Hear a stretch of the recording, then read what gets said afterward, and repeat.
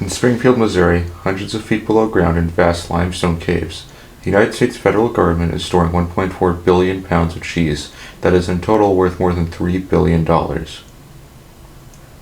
These caves are kept at a perfect 36 degrees Fahrenheit so as to not let this cheese spoil quickly. The federal government doesn't sell this cheese and most of it is left rotting away underground to eventually just be thrown out. But why? Why is the federal government storing cheese on a level that's non-comprehensible? Well, the US government has actually been stockpiling cheese among other resources such as helium since before the First World War. These stockpiles were meant for in case of famines or droughts, and many of these stockpiles were considered extremely important throughout the 20th century. Specifically, the cheese caves were opened in 1946 when the United States began storing its dairy supplies there. However, the cheese stockpiles were not on any level compared to what's going on now. To learn more about why the United States as of recent has been hoarding cheese, we first need to go back to Jimmy Carter. I'll use this graph here as a guide to help you understand the timeline for the chaos that is the US cheese stockpile. It shows how much cheese the United States has in hundreds of millions of pounds over time. We will start here with what I will call the Carter spike.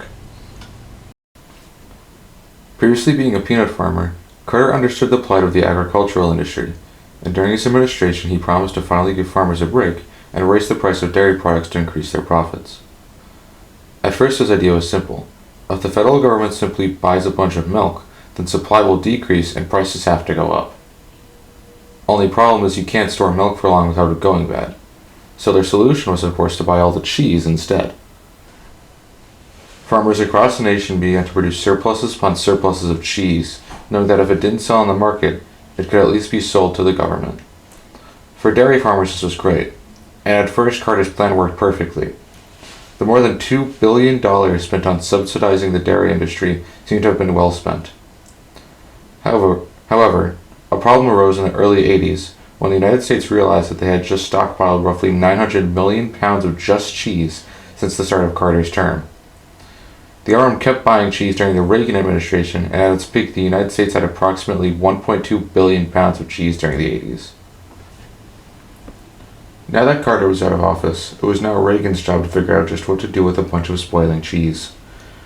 Now Reagan actually didn't find out that he had been stockpiling cheese until in 1981, when the Secretary of the Department of Agriculture, John R. Block, walked into the Oval Office, slammed a molding 5-block of cheese on his desk, and said, "We've got 60 million of these that the government owns. It's moldy, it's deteriorating, we're looking for some way to give some of it away." Going back to the graph, we're going to start heading down the spike, which I will call the Reagan dive. Now your first instinct may be just to sell the cheese, but remember, the government bought the cheese in order to help the dairy industry. Selling all the cheese would quickly tank it due to the influx of supply. And the last thing Reagan wanted to do was give people reason not to re-elect him. In desperation, Reagan and his administration quickly tried to give the cheese away as what would be known as government cheese, something that would exist until the Clinton administration when the dairy industry finally stabilized. This government cheese would be given out by the Temporary Emergency Food Assistance Program at food banks for absolutely free. The first state of which to accept the cheese would be California, who decided to take about 2.8 million pounds of it, which they almost got rid of completely. Most of the cheese was already moldy by this point, and was definitely not up to industry standards in terms of quality, but it got the cheese out of the hands of the federal government, and really there weren't any other options. At the time, Reagan also had to deal with farmers still overproducing dairy, but luckily, the government was able to redistribute the new product rather than storing it, not allowing for more cheese chaos in the federal government. In total, they would distribute approximately 50 million pounds of this new product. Moving past Reagan, the H.W. Bush administration said they had no problems or any policies regarding the cheese case. In the end, we see extremely slight growth in the amount of cheese stored, but nothing to be concerned about during his terms. However, starting in the Clinton administration, the U.S. government decided that it would be best to once again try to distribute all excess dairy being produced and stored if it didn't sell. In the 1990s, Clinton would start the Dairy Management Corporation, a new branch of the Department of Agriculture meant to try and convince all Americans to consume more dairy products. This was done in spite of warnings by the Department of Health that such tendencies would be extremely unhealthy and that in fact 36% of Americans are lactose intolerant. The Dairy Management Corporation would strongly attempt to achieve their goal through ad campaigns such as the now infamous Got Milk ads, meant to convince Americans that a lot of dairy was in fact great for the body in tons of ways. For example, in this ad, it says that teens who drink milk instead of sugary drinks are often leaner and that it can help produce muscle.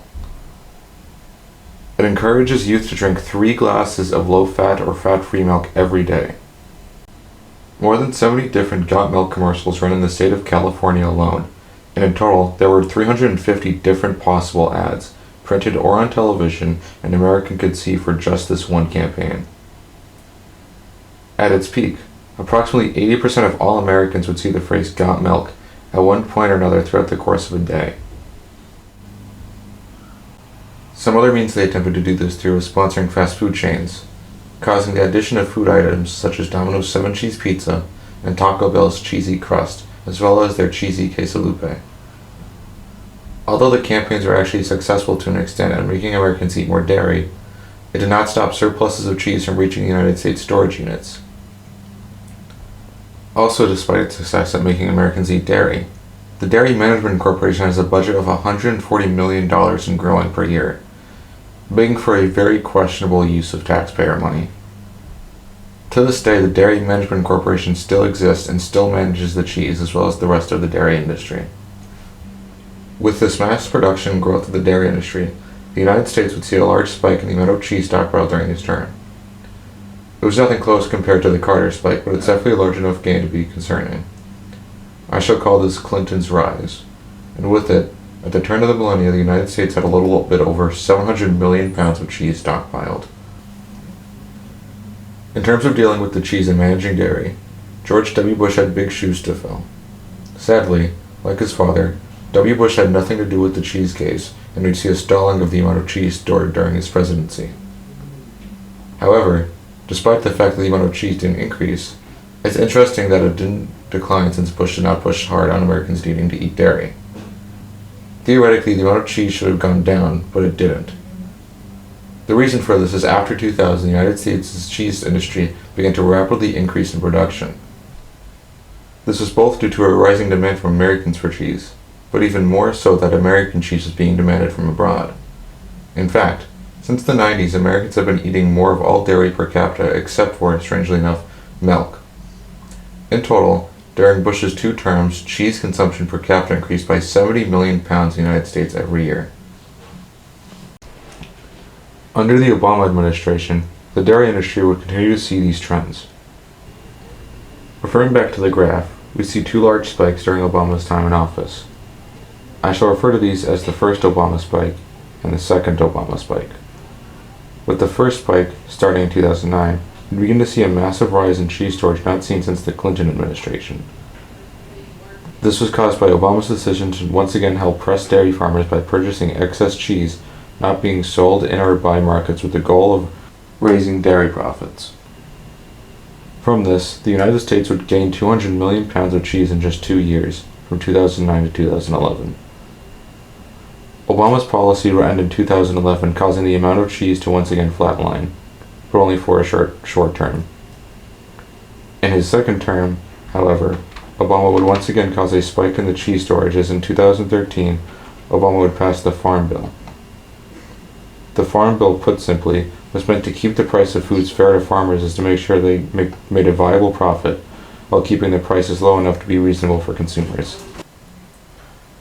This of course meant that the United States again would begin to buy excess cheese that wasn't being sold or being taken in by sellers, just as had been done years earlier as well as by the Carter administration. This by itself caused a second massive spike in cheese storage that, in total, added up to 180 million pounds of cheese. Finishing with the Trump administration, Donald Trump himself loved cheese. So much so that White House counselor Kellyanne Conway once referred to the former president as the Commander of Cheese. Surely a prestigious title. Looking at the graph, in his one term, President Trump did oversee a gain in the cheese supplies. I shall call this the last stride, as here is where our journey ends. During his term, Trump promised subsidies to all farmers due to the trade war with China. This included dairy farmers and caused the United States to, for the fourth time, begin buying cheese in bulk to keep in storage. This included especially mozzarella, which, by itself, the United States bought tens of millions of pounds of. Due to Donald Trump's bulk buying of cheese, the United States' supply would reach new peaks. Previously under Reagan reaching 1.2 billion pounds, the cave has passed that and are now currently sitting at over 1.4 billion pounds of cheese. And that's it. So far, this is the story of the cheese caves and how they got so massive. From being a simple stockpile in case of famine or drought, to becoming an extremely questionable comedic amount of cheese. At over $3 billion worth of cheese and over 1.4 billion pounds, the cheese caves are now the world's largest stockpile of cheese in the world. These caves stand as a monument as an example of egregious mismanagement of government spending, as well as the ridiculous heights the US government is willing to go to just to maintain a stable industry. But most importantly, there's just a lot of cheese. And I think that's pretty cool. Thank you.